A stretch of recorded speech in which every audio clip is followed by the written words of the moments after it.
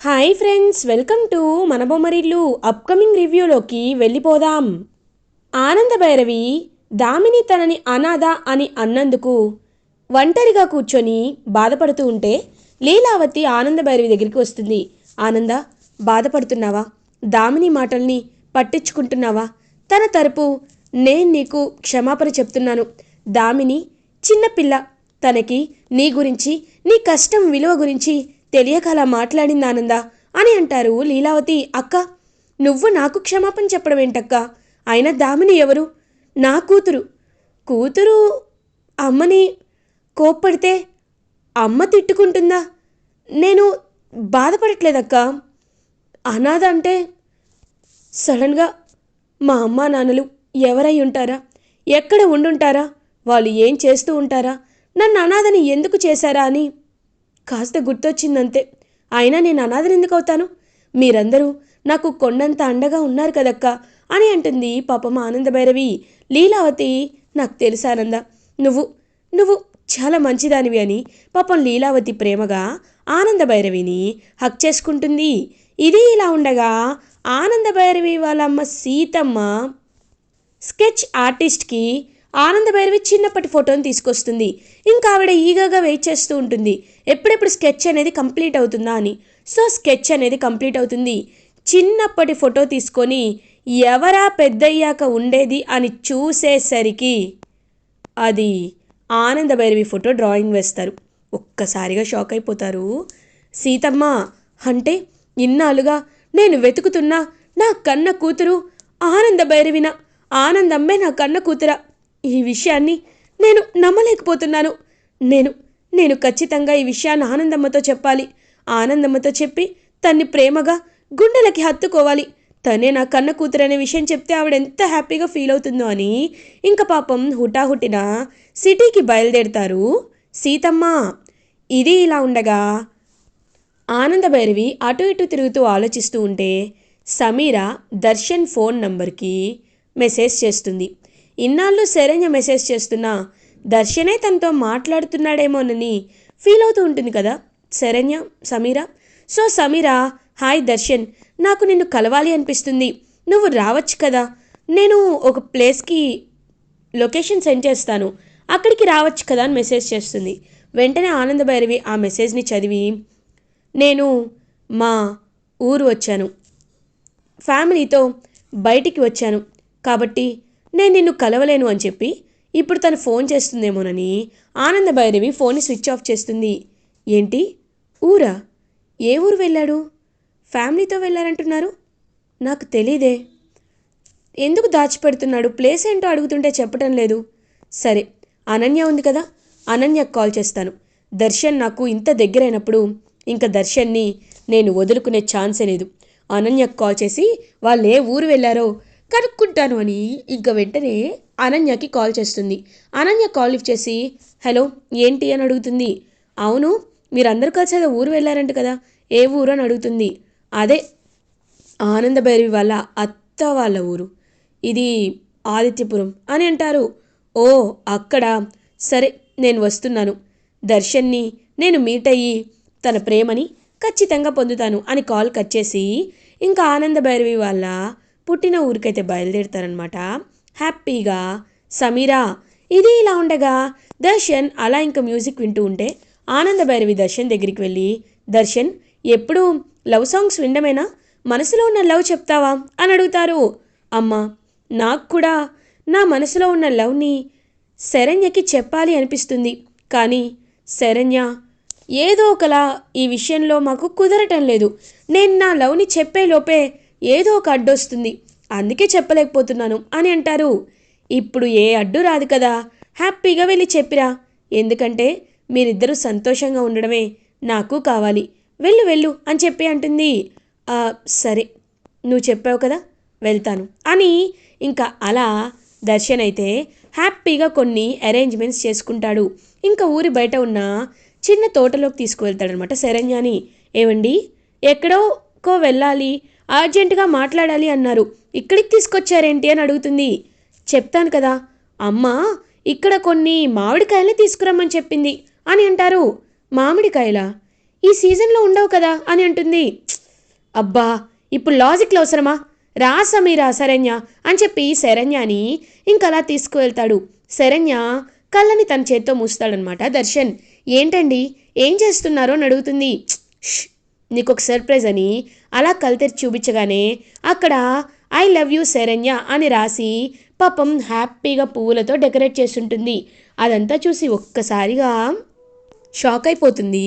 అలా ఇంకా శరణ్య, ఏమండి అని అంటుంది. అవును, నేను నిన్ను ప్రాణం కంటే ఎక్కువగా ప్రేమిస్తున్నాను. కానీ ఈ విషయం చెప్పాలి అంటే ఎప్పుడు ఏదో ఒక అడ్డొస్తూనే ఉంది. ఇదే మా నాన్నమ్మ వాళ్ళ ఊరే దీనికి కరెక్ట్ ప్లేస్ అని నా మనసులో మాటని ఇప్పుడు బయట పెడుతున్నాను. ఎప్పటికీ ఈ ప్రాణం పోయినా నిన్ను మాత్రం వదులుకోకూడదని ఫిక్స్ అయ్యాను శరణ్య. ఐ లవ్ యూ అని చెప్పేసరికి ఇంకా శరణ్య చాలా అంటే చాలా హ్యాపీగా ఫీల్ అవుతుంది. కరెక్ట్గా ఆనంద భైరవి సమీరాకి మెసేజ్ లిఫ్ట్ చేసి లొకేషన్, అదే తోటలో ఉన్న లొకేషన్ షేర్ చేస్తుంది. ఇంకా అదే లొకేషన్కి అదే టైంకి వెళ్ళిన సమీరా దర్శన్ శరణ్య హక్ చేసుకోవడం చూసి ఒక్కసారిగా షాక్ అయిపోతుంది. ఇంకా అలా చూస్తూ ఉండిపోతుంది. వెంటనే సమీర కోపంతో రగిలిపోతూ ఉంటే ఇంకా అలా ఫోన్ ఆన్ చేస్తుందన్నమాట ఆనంద భైరవి. వీళ్ళని దొంగతనంగా సమీరాని గమనిస్తూ ఉంటుంది. ఇంకా సమీరాని చూసి ఒక్కసారిగా షాక్ అయిపోతుంది. అంటే సమీరా అంటే నువ్వా? ఇన్నాళ్ళు సౌమ్యగా మొహం మార్చుకొని వచ్చి మమ్మల్ని ఇంత ఇంత మోసం చేస్తావా అని కోపంతో రగిలిపోతూ ఖచ్చితంగా తన్ని ఒక ఆట ఆడుకోవాలి అని ఫిక్స్ అయిపోతారు ఆనంద భైరవి. ఇంకా అలా సమీరా దగ్గరికి క్లాప్స్ కొడుతూ వస్తారు ఆనంద భైరవి. ఏంటి అలా చూస్తున్నావు? ఓ, నీ కళ్ళ ముందే శరణ్య దర్శన్లు హ్యాపీగా ఉండడం చూసి షాక్ అయిపోయావా? చూడు, నేను నిన్ను అస్సలు గుర్తుపట్టలేకపోయాను. ఆ రోజు గాయాలతో బయటపడి తప్పించుకొని ఫేస్ సర్జరీ చేసుకొని వచ్చేస్తే నిన్ను అందరూ ఒప్పుకుంటారని, అందరూ ఎంతో హ్యాపీగా దర్శన్ని మళ్ళీ నీ వైపు లాక్కోవాలని అనుకున్నావా? నో, ఎప్పటికీ నేను అలా జరగనివ్వను. దర్శన్, శరణ్య ఒకరి కోసం ఒకరు పుట్టిన వాళ్ళు. అలాంటి వాళ్ళని నువ్వు దూరం చేయాలనుకొని ఎంత ప్రయత్నించినా చూసావా? ఆఖరికి నువ్వెవరో కూడా చెప్పుకోలేని పరిస్థితిలో నువ్వున్నావు. మేమేమో ఎంతో సంతోషంగా ఉన్నాం. ఎప్పటికైనా ఎంత విడిపోయినా ఎంత విడగొట్టాలని నువ్వు, అదిగో ఆ పిల్ల పిచ్చుక అనన్య ప్రయత్నించినా ఎప్పటికీ జరగదని ఇప్పటికైనా అర్థం చేసుకో పో అని అలా తన్ని పంపించేస్తుంది. ఆనంద భైరవి, మళ్ళీ మళ్ళీ నన్ను చాలా దెబ్బ కొట్టావు, నా ప్లాన్ని చిత్తు చేశావు. కానీ నేనున్నాను కదా, ఖచ్చితంగా పగ తీర్చుకుంటా. ఈ శరణ్య అంటే ఏంటో మీ అందరికీ చూపించి శరణ్య కంటే నేనే బెటర్ అనేలా నీతో చెప్పించుకొని ఖచ్చితంగా దర్శన్ని పెళ్లి చేసుకుంటా అని మనసులో అనుకుంటూ అక్కడి నుండి వెళ్ళిపోతుంది సమీరా. ఇది ఇలా ఉండగా దర్శన్ శరణ్య దగ్గరికి ఆనంద భైరవి వచ్చి, నాన్న దర్శన్, నీ మనసులో ప్రేమ శరణ్యకి చెప్పేశావు, చాలా హ్యాపీగా ఉంది. ఇక మనం భోగి మంటలు వేయాలి, రండి రండి వెళ్దామని చెప్పి ఇంకా హ్యాపీగా వాళ్ళిద్దరిని తీసుకొని వెళ్ళిపోతూ ఉంటారనమాట ఆనంద భైరవి. ఇంకా ఇంటికి వచ్చిన తర్వాత అందరూ కలిసి సంతోషంగా భోగి మంటలు వేస్తూ ఉంటారు. అదే టైంకి అనన్య చూస్తూ ఉంటుంది.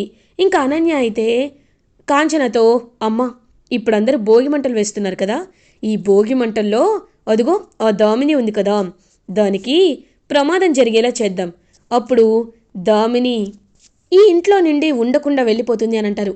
అమ్మీ, నీకొకటి అర్థం కావట్లేదు, గండం ఇంట్లో వాళ్ళకి కదా, అలాంటప్పుడు నీ అత్తయ్య లీలావతి ఉంది కదా, లీలావతినే భోగి మంటల్లో పెడదామమ్మీ, అది కరెక్టు.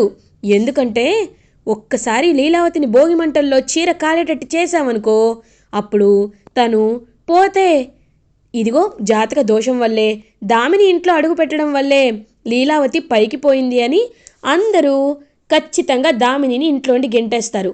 అది పగబెట్టుకొని వీళ్ళపై రివర్స్ అవుతుంది. లేదు అంటే ప్రాణాలతో బయటపడిందనుకో, అప్పుడు కూడా ఈ ప్లాన్ పనికొస్తుంది.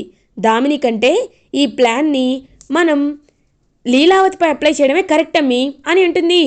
సరే అయితే అలాగే చేద్దాం అని ఇంకా అలా భోగిమంటలో మొత్తం స్టిక్స్ తీసుకొస్తారు.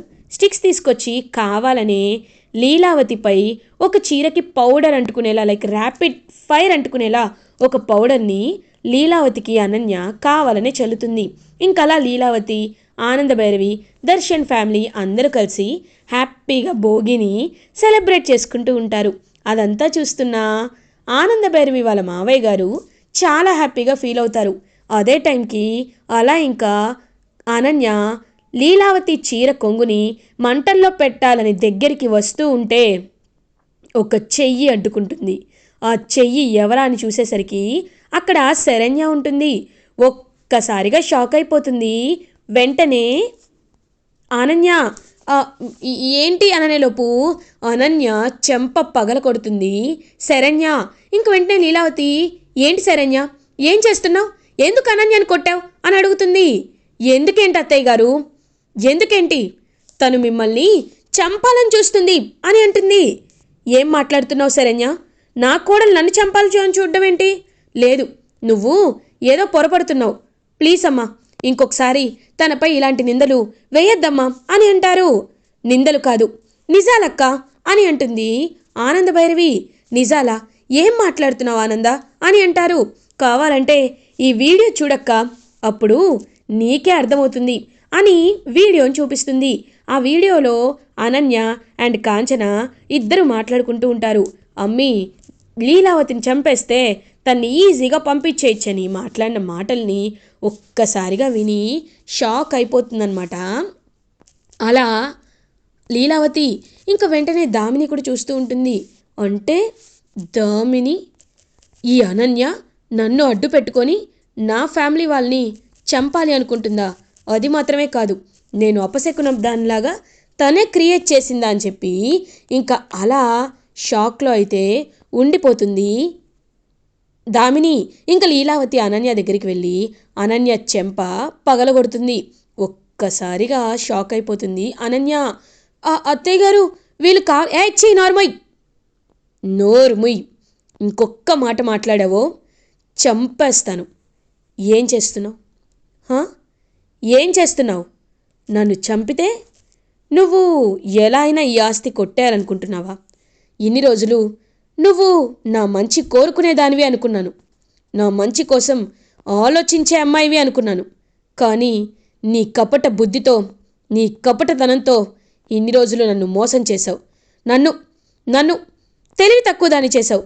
కానీ ఇప్పుడు చెప్తున్నాను, నీ విషయంలో నేనే ఆనంద చెప్పిన మాటల్ని కూడా వినకుండా చాలా పెద్ద తప్పు చేశాను. ఇప్పుడు అలా తప్పు చెయ్యాలని కూడా అనుకోవటం లేదు. ఇకపై ఈ ఇంటి పని మనిషి స్థానమే నీకుంటుంది అని లీలావతి గట్టిగా చెప్తుంది. ఒక్కసారిగా ఇంకా అలా షాక్లో ఉండిపోతుంది అనన్య.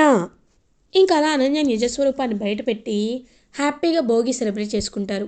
ఇంకా అలా దామిని కూడా చాలా తప్పుగా వాళ్ళని అర్థం చేసుకున్నందుకు సారీ చెప్తుంది. సో సంక్రాంతి పండుగని కూడా ఎంతో హ్యాపీగా శరణ్య, ఆనందభైరవి అందరూ కలిసి ఇంటి ముందు ముగ్గు వేసి గొబ్బెమ్మని పెట్టి అందరూ చుట్టూ తిరిగి గొబ్బి పాటలు పాడుతూ ఉంటారు. అదంతా చూస్తూ దర్శన్, రోహిత్ క్లాప్స్ కొడుతూ హ్యాపీగా ఫీల్ అవుతారు. అలా ఆనందభైరవి ఇంట్లో అన్ని అపార్థాలు తొలగిపోయి ఎంతో సంతోషంగా అందరూ ఆడిపాడి డ్యాన్స్ చేస్తూ సంక్రాంతిని హ్యాపీగా సెలబ్రేట్ చేసుకుంటారు. అదంతా చూస్తూ అనన్య చాలా ఇరిటేటింగ్గా, జెలస్గా ఫీల్ అవుతుంది. ఇలా ఎపిసోడ్ ఎండ్ అవుతుంది. ఫర్దర్ ఎపిసోడ్ రివ్యూస్ ముందుగా మీకు కావాలి అనుకుంటే మా ఛానల్ని సబ్స్క్రైబ్ చేసుకోండి. Thanks for watching.